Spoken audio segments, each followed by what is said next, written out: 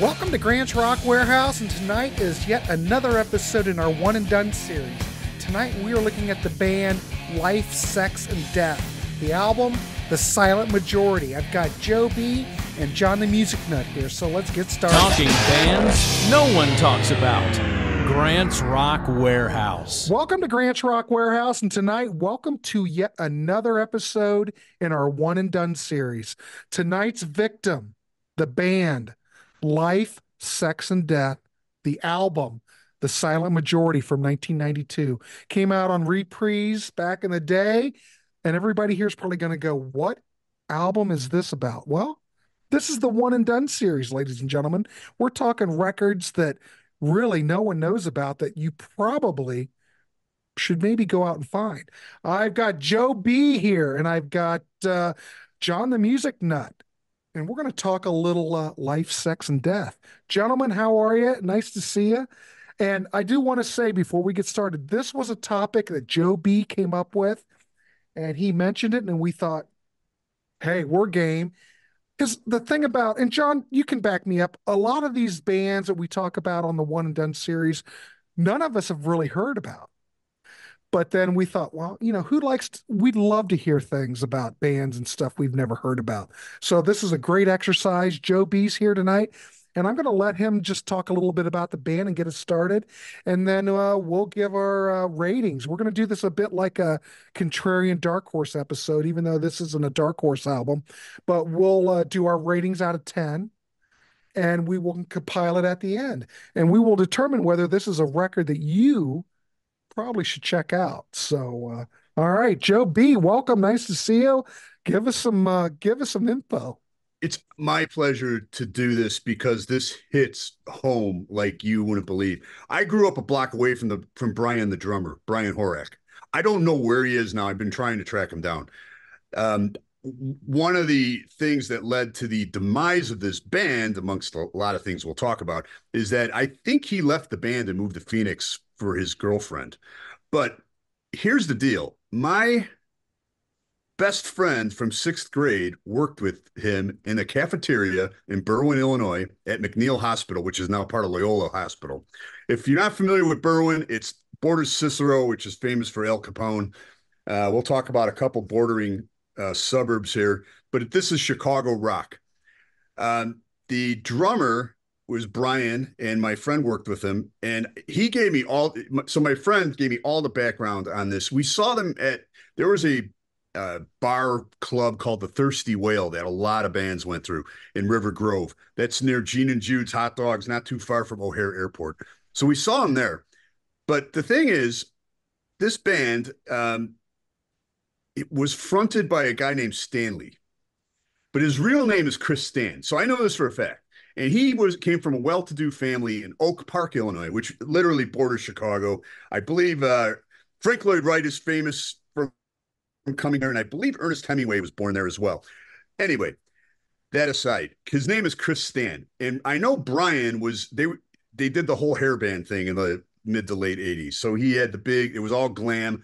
There's little snippets. If you do a lot of digging on Life, Sex, and Death, there's a lot of snippets. There's some snippets of when they were a hair band, and a lot of his moves were actually not too different from this character Stanley he created.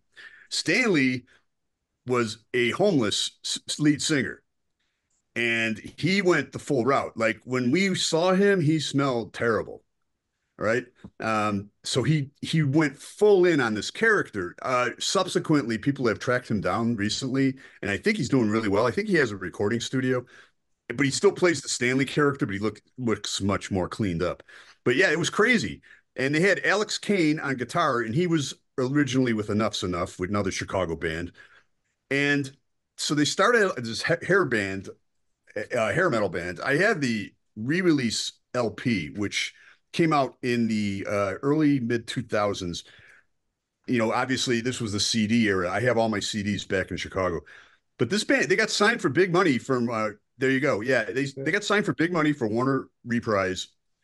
According to Brian, when he talked to my buddy, he didn't see a dime of that. And I believe it was one of those situations where it was they get fronted the money and then they have to pay it back. And it just fell apart. And I Mhm. think the problem is, in fact, we're going to talk about this, but I see them. So they go to California. They go to California, hang out on Sunset Strip. There's footage of them playing up and down the coast of California. They played the whiskey, um, and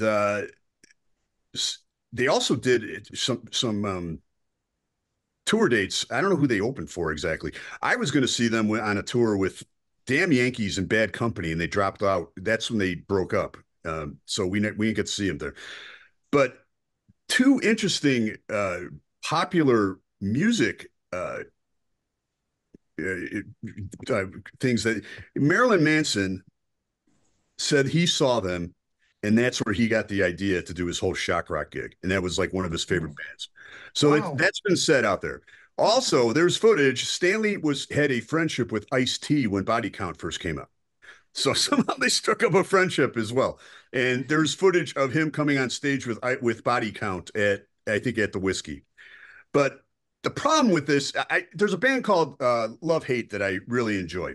And I feel as though these guys weren't as good as Love Hate, but I feel they fell into the same category. And this is like way out there because I was told by a record executive once that Love Hate was too heavy for the hair metal crowd and too hair for the heavy metal crowd, the Metallica, Megadeth guys. I feel Life, Sex, and Death falls in that category, but also they're all over the place. So they're Right. trying to be shocking. They're trying to be like there's the third song, Schools for Fools. Yeah. They had that was a song from their hair metal days, and it takes a lyric from a Cheap Trick song, and another Chicago, Northern Illinois. Yeah, so they that's one of their old songs, but they're all over the place musically, and it's hard to make it. I think if you have a song called "Yavol Asshole," which I love, but Yeah. yeah, Big Black Bush, which I don't like. Or Uh, fucking shit ass. Yeah, Right. exactly. Which I love that song, but you're not, I don't know. So I don't know. They were trying to appeal to the alternative grunge, maybe, but also stay in that rock vein. They're extremely talented. I really like the majority of this album, the silent majority of this album. Well, I do want to say But before we go on is that yeah, there really isn't anything that I'm aware of that sounds quite like this in 1982. These guys aren't grunge, How about but then they're, 92? what did I say? 82. 82? I'm yeah. still stuck on Loverboy. Oh, In by the way, 92, but this was on I'm sorry, go ahead. Red Vinyl. They released it on. Oh, nice. I didn't So, even know yeah, that came out. but it has a call. The band has a cult following, but it's hard to track down members. I just communicated with Alex Kane. I know he went over to England and started his own rock thing, but yeah, that's the whole story with them. But They But Stanley went 1992, we're talking, Nirvana came out in 91. These guys right. don't sound grungy to me. It's like a perfect mesh between alternative and metal to some degree, but they had their style on their stylings go all over the place. You'll Yes, have like a slow song, a piano ballad, but then you'll go into something that's really heavy. Then you'll have a track that's got like 12 string bass on it. These right. guys were all over the map. I think they were way far ahead of their time to some degree, but I don't know if Reprise knew what to do with them. I don't He remember didn't. They do didn't. you remember any kind of promotion with this record Yeah, back in they the had two videos. They had, well, first of all, we followed them because they were really close to us locally. I mean, I literally grew up a block away from the drummer, and Mhm. my friend worked with them, so we followed them. They had a video for Schools for Fools for sure, and a video for Tank. And that would be on Headbangers Ball, maybe towards the end. You'd really have to dig to find it on MTV. But we wanted them to succeed. Like I said, Mhm. we saw them at Thirsty Whale, and Stanley went full on in the gimmick. So that the word is that Chris Stan took this character named Stanley, and Chris Stan came from money, so that helped the band, get a good kickstart. And then they got Mhm. signed, but according to the drummer that we knew, he didn't see a penny of this, and it just fell apart. But yeah, So, so Stanley really wasn't homeless, or he just played no, he that wasn't. part. But he lived. He would piss and he would spray vinegar on his clothes. Like he smelled bad and he acted crazy. He lived it to a hilt. Which again, I think that was another problem with this band making it. If you Mhm. go too full on with the gimmick, it's just this isn't it wasn't Kiss, right? It wasn't even Alice Cooper. It was this crazy people who were afraid to get near him, and I don't know, very talented band. I mean, Oh yeah. Well, we're going to get into that. Yeah. yes, but that's the story. I'm glad we're doing this show because it really, as I said, it literally hits home, and let's go at it. But All yeah, right, let's go at it. yeah. Well, let's do this. Let's throw it over to John the Music Nut to get his take on it. You can go through some tracks you like, things you don't like about the record. You've done this before, John. And then can we get like a ranking out of 10? Because really, us gentlemen here talking, we're just trying to turn people onto music. So give us your take. Maybe, well, I do want to throw it out there. If anybody in the chat knows this record, let us know your thoughts. We do want to hear about it, and give us your ranking out of 10. You might not have heard about it, but you might be surprised after we're done. So anyway, John, talk to us about the record and give us your rating. All right, thanks, guys. Now, before I get into the record, I did do a little research. They have a small but very dedicated following. You can find these videos that Joe talked about on YouTube, and they also made a video for Telephone Call. Watch that. Their videos are hysterical. I mean, they're fun. They're just fun. And then you really want to see what Stanley was like on stage. Watch these videos. This guy had charisma out the wazoo. Yeah, I think there's a full show from St. Louis Obispo that's you out listen there. to these, you listen to this record and his vocals. The guy is really talented and can sing. He probably could sing damn near anything. He's very versatile, and you can hear the charismatic tendencies within the tracks. But anyway, I'm getting ahead of myself. Go ahead, John. Sorry. As far as living the gimmick that Stanley did, that's true. Excuse me. I saw some of the comments on these YouTube videos are pretty hysterical. People who knew Stanley.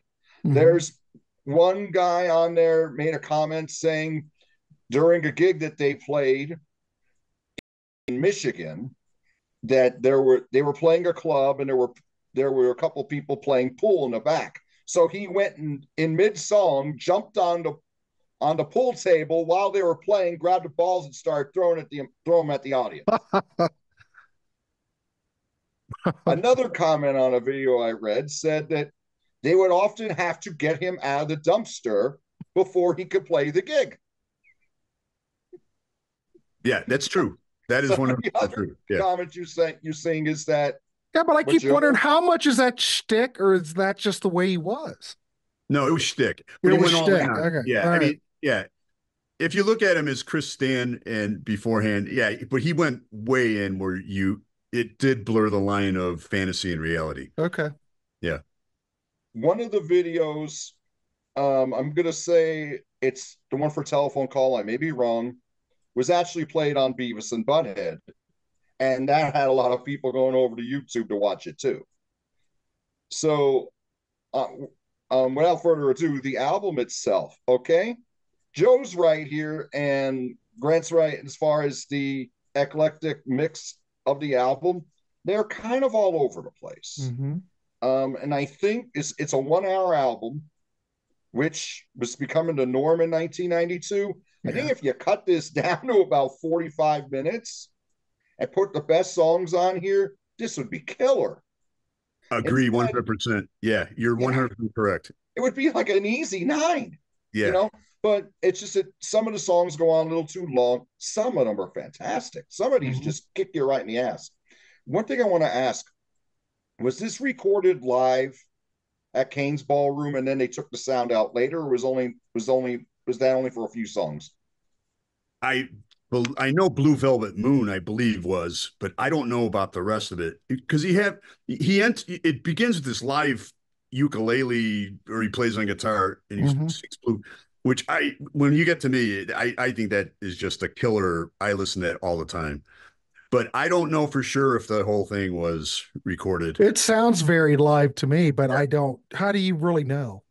It does sound live, and well, I'll get to when I get to my thing. But yeah, I don't know. I don't The know. reason I mentioned it is because the first track is done at Kane's Ballroom, and then halfway during Big Black Bush, you hear the crowd, and then Stanley's getting the crowd to chant Big Black Bush. So I'm wondering if this is like an HSAS Through the Fire thing. And they recorded the album live, and then they took the crowd out for most of the songs. Just an observation from, Or they could have played it live in this ballroom without any people there. I don't know. That's possible too. Yeah. Just to have that. Well, it's like Kiss Rock and Roll Over. They basically played that live, and just to get that feel of the room. I don't know. Right. I think if that's what they did, it really worked for this record. I will give you that. Definitely. A lot of energy on this record, regardless of the genre they're trying to cover. So let's get to it. Blue Velvet Moon, We're Here Now. Drunk Ass Beginning, they go into We're Here Now. It's really catchy short song. Then we go into Wall Asshole. Silly ass lyric. Catchy as hell. Catchy. Everything's catchy on this record. German, come on. Deutsch. Oh, okay. There you go. But cool riffs in the verses. It's really, killer riffs, like way out there. So, it's catchy. Schools for Fools. When I listen to this song, it reminds me of. Now, I'm going into another band that had a small cult following for a short period. It's all right. Reminds me of Zodiac Mind Warp and A Love Reaction. Do you remember them? Yeah. No, I don't. But they just wrote this catchy dumb rock. But now these guys are more talented and more varied than they were. But that's a killer record. But the songs were really short and catchy and dumb, and they dressed like a bunch of bikers, and they all had weird names. But they were cool. But this reminds me of that. It's very glorious, catchy. This was the video on Beavis and Butthead, because I have it written down here. But a very cool tune. Telephone Call was another video. It's very catchy. It reminds you of like late 80s, early 90s Alice Cooper. I mean, but a little more bite to it, a little heavier. Another one, was so good. And Stanley's vocals, his charisma really comes out during these vocals. Great stuff. And there's also a nice breakdown right after the solo. That's another thing about this band with the talent and the songwriting. A lot of cool bridges, both musically and lyrically. And they will stop on a dime and do something different in the middle of a song on occasion, which is really cool. Farm Song is this acoustic sing-along. It's not bad. Hey, they can harmonize. They can harmonize. Nice little a cappella thing there at the end. It's cool stuff. And then they say second verse, same as the first, just like I'm Henry VIII, I am, right? Yeah. So cool stuff. Fucking shit ass. At first, I think it's an abomination. But then it takes off. I love it. I love it because I think this is where Stanley goes. This is the song where he's full in on his character. Right? Yes. Yeah. I would agree with that. They totally turn the song around. And it becomes a wonderful track. Great vocals, very catchy, and the guitars kill. And they start singing about peace and love for today at the end. But it worked. As chaotic as it sounds, ladies and gentlemen, it works. I can't explain it. But no way they're getting airplay. Well, there's some songs on here, Joe, that I wrote down on my notes. I'm going, how did this not get on heavy rock radio back in the, when this came out in the 90s? Because there were channels playing heavy music. How did this not get on there? Well, we'll get to it, but go ahead, Joe, John, whoever you are. That's right. Hey, buddy. This is supposed to be the big ballad. It goes on a little too long. But it's pretty, it's good. Stanley sings the hell out of it. Yeah. That I definitely have to say. Train. This is kind of a tour de force for them, because they go all over the place. They think of Guns N' Roses at their best, like those great songs on Use Your Illusion, when Axl was trying to create art and when he was getting it right. That's kind of what this reminds you of, because you hear the beginning is a train. It's them playing like a train. And then it goes into all these different directions and it rocks like hell. It's great. It's 6 minutes, but it's outstanding. The whole It's time. heavy, but there's harp on it, for God's sakes. There is. And it works so well. Awesome. Wet Your Lips. This is more grunge. Catchy as Sin. Another great track. Very good. Tank. Very simple yet effective chorus. Nice breakdown in here. Again, really cool. Raise a Little Hell. Not the Great Trooper song, but it's not bad. It's got an acoustic opening. Then it goes into a straight ahead rocker, another breakdown before the solo again. It's really cool. Guatemala's cool. You got this jazz bass and this southern rock guitar, and it's really cool. The first thing you think, and then Stanley is going off right on this. Yeah. And he you think about this, you're like, boy, this would go over great live. But on record, it sounds a little too long. It probably should have had a couple minutes shaved off. But you can hear the potential. This would be a killer live. And by the way, everything I've read about them live is they were insanely good live. Like, no one says anything bad about them live. They said they were just amazing. And not just because of Stanley, because musically they were a joke. Well, the band, tight. Very great tight. musicians, yeah. Oh, yeah. Absolutely. Big Black Bush. This is heavy, raging thrash metal until they break down, where I say it sounds like it's live, and Stanley has the crowd yelling Big Black Bush. And then Rise Above, not the Black Flag song, but a piano ballad. And it's great.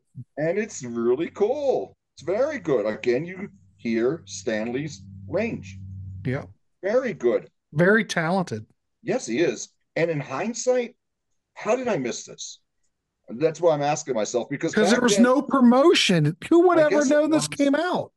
Because I was really following newer bands at this point, and I missed this, and I'm glad that Joe brought this one up. So I wanted Grant brings up a great point, and John and I discussed this on my King's X show that we did.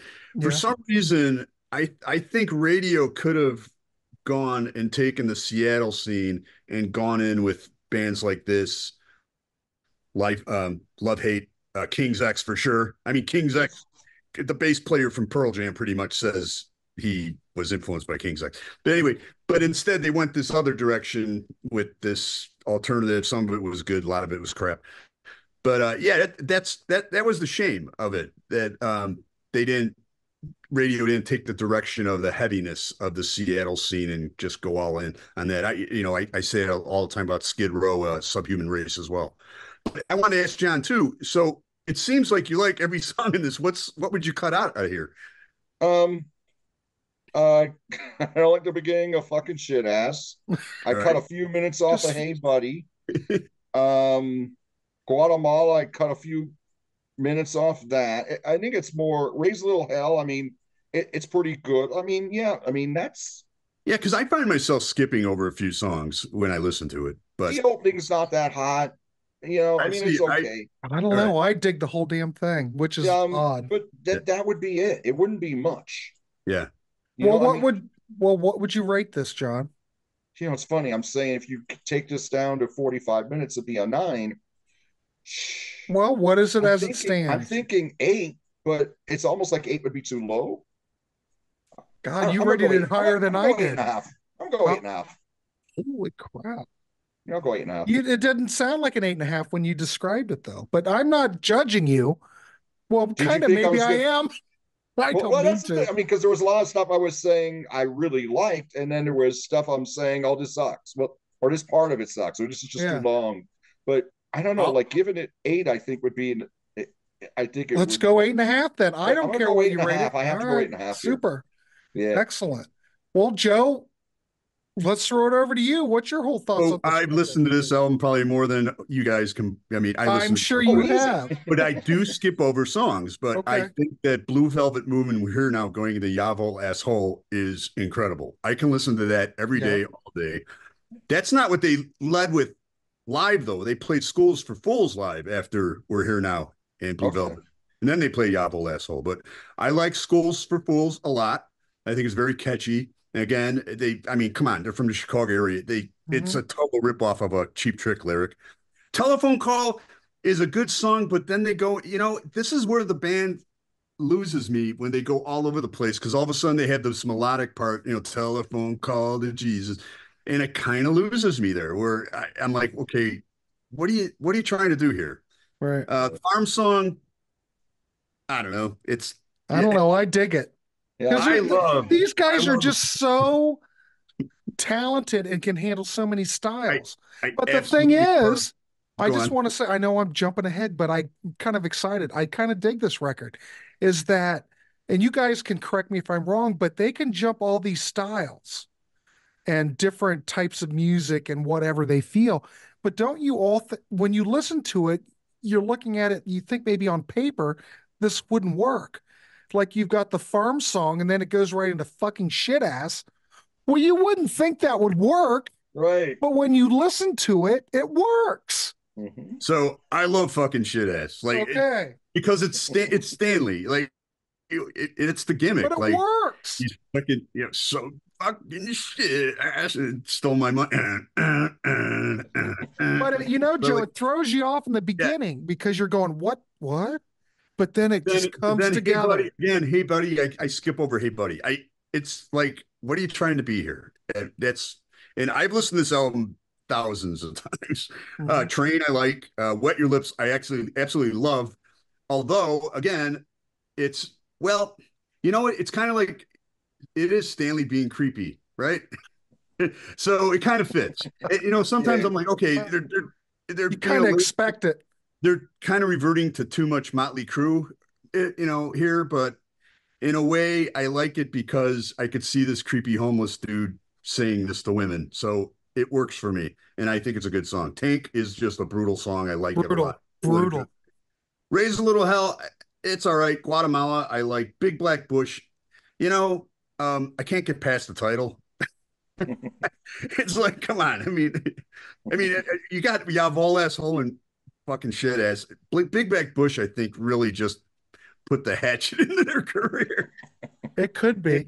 I could cut out a few of these tracks and it would be definitely a solid 9 for me. But I mean, it's got the parental advisory, for God's sakes. You have to be prepared. It does, but yeah, it does. I'm gonna go pretty. I think this is like a 7.5, honestly.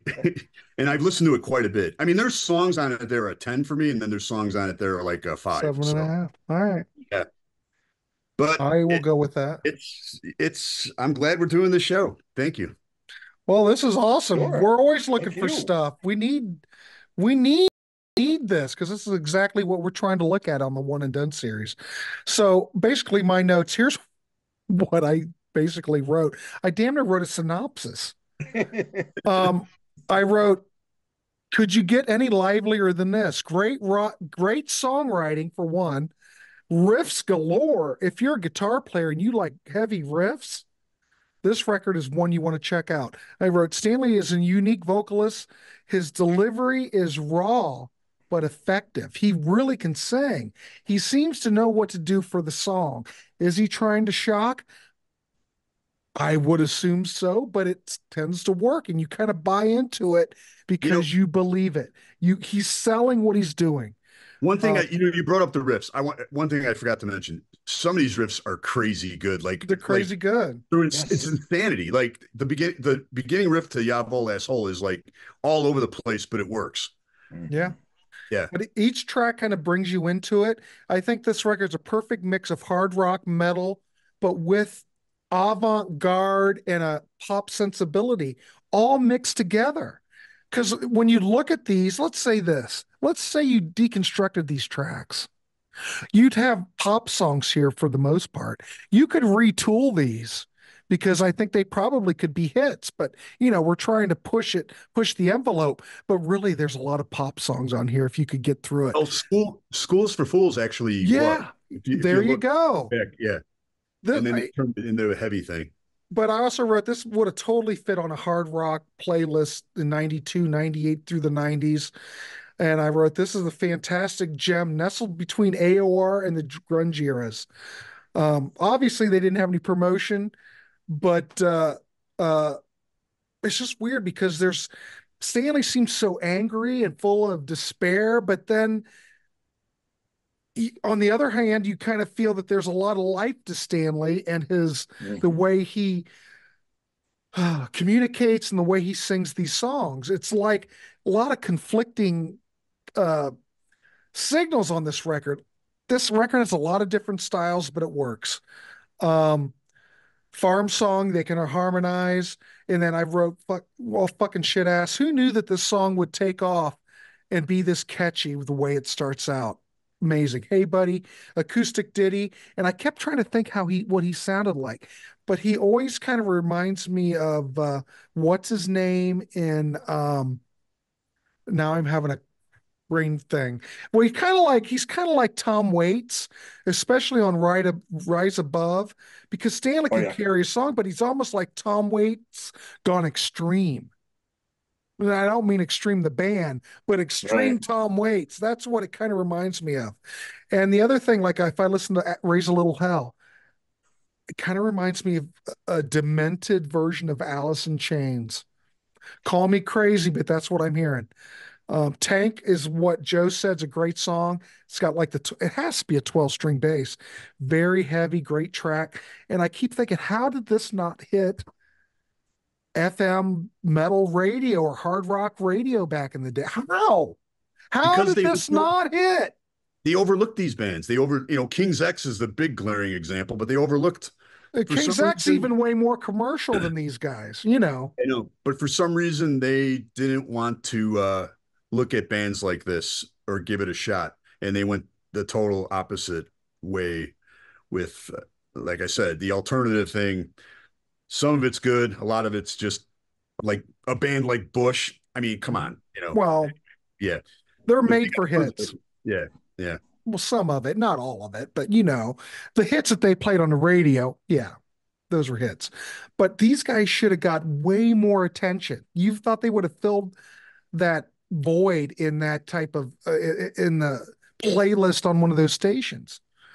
I know John the Music Nut mentioned he would probably trim down some of these songs. I kind of like it the way it is. Okay. The more you listen to it, the more it takes hold. And there's a lot here. For one, it's a good production. It's a good recording. And of course, Stanley can keep you captivated. And the guitar, everything, I really have nothing to bitch about. Yeah, it might be a little bit on the edge for a lot of people. Probably could listen to it and go, oh my God. But there's brilliance in here that's overlooked since it's been released. Gosh, we're going, what? Came out in 92? Look how long it's been. 31 years. And this thing still sounds fresh. When I listened to it, I thought it could have been released yesterday. I agree with that. Call me crazy, but whatever. Fair. Yeah. John gave it an 8.5. We've got a 7.5 from Joe. I'm going to split the difference and go an 8. This, I'm glad to have in my collection. Me personally, would highly recommend this for anybody into that whole genre of metal, hard rock, alternative, because it's not going to be anything quite like you've heard. This really, I mentioned Alice in Chains, I mentioned Tom Waits, but has Tom Waits and Alice in Chains ever been mentioned in the same sentence? I don't know. But I'm just saying, if you like either one, this might be up your alley. So there you go. That's my review. If we do that all together, we get an average of 8. So, and that's fair. Yeah, that is fair. Definitely. Yeah. So I just remember, so we saw them in the club and then they go out to LA. And then I remember and I thought there were more bands on this show, but I looked up at because it was Poplar Creek. It was an outdoor theater out in Hoffman Estates.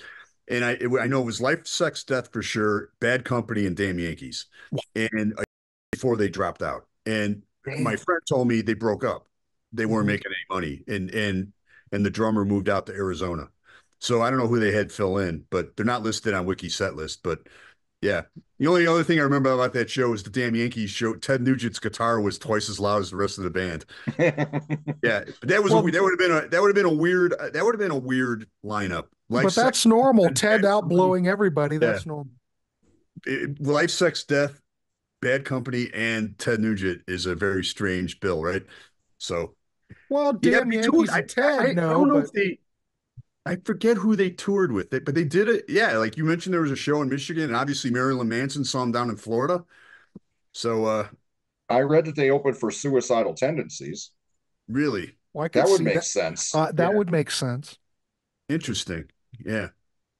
And at that point, well, maybe late 80s, they were really peaking. Suicidal was. So I could see that. And you know, they still had a good following in early. But you know what? There's another band that I feel was overlooked because they came out with like 3 brilliant albums, but you know, it had a cult following. They opened up for Queensryche. I saw them in that. That was a weird bill, but they were awesome. But yeah, they're always great live, and they're always on these weird bills. Like I saw them open for Slayer. Yeah, you know, and I saw them open for Danzig and Metallica.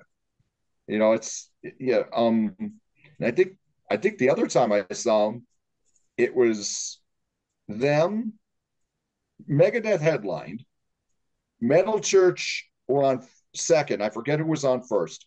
Then it was Suicidal. Then it was, if I'm saying it right, Amon Amarth. Yeah. Yeah. But Suicidal was on. I will bring up on one of your upcoming Judas Priest episodes. Sweet. All right. Yeah. But back to this band, like I said, you know, it really hits home. I'm glad you did this episode. Really, absolutely, it needs to be listened to. Yep. There's people that they still have a cult following. I'd love to talk. I'm going to try to get a hold of Alex Kane. He messaged me back to get more, maybe even an interview with him. Yeah, nice. See what the more of the story was. But he played with Enough's Enough, and yeah, Brian was a great drummer. But they were full hair metal, and like you said, you know, if you change this around, pop song, School is for Fools was a full-on pop hair metal song in their first incarnation, and then they decided to go this way. You know, did Guns N' Roses inspire them to go with this more dirty look? Possibly, maybe. Yeah. But yeah, they're extremely talented, but issue is sometimes they're way too over the place. So that and Stanley lived the gimmick to a tilt, to the hilt. Yeah. Well, there you go, ladies and gentlemen. Check it out. Life, Sex, Death. You can pick it up. Of course, it's been out of print for years. Go on Discogs. That's what I'd recommend. Maybe you could find it on eBay. I don't know. I got mine off Discogs, and it's a promo. It's got. I don't think, probably a lot of them are promos. I don't think this sold anything. But anyway, check it out. If you have heard this record, please let us know down below. We do want to hear from you. But in the meantime, we gave this an 8 out of 10. So it's well worth picking up. I want to thank Joe B. And I want to thank John the Music Nut for having this. And to thank Joe B. for bringing up this topic. Because thank you, Joe. When we're doing these one and dones, we're looking for one and done. So in fact, anybody in the chat, in the comments, if there's a record you want us to look at, throw it in the comments. We'd like to take a look at things. So there's plenty of one and dones, but this series will continue. And all right, well, based on that, please like, subscribe. You know the whole routine. What's next on the channel? God only knows. Probably this. You're probably watching it now. It's probably the next thing. So anyway, thanks, gentlemen. I appreciate you coming on, and we will see everybody on the next one.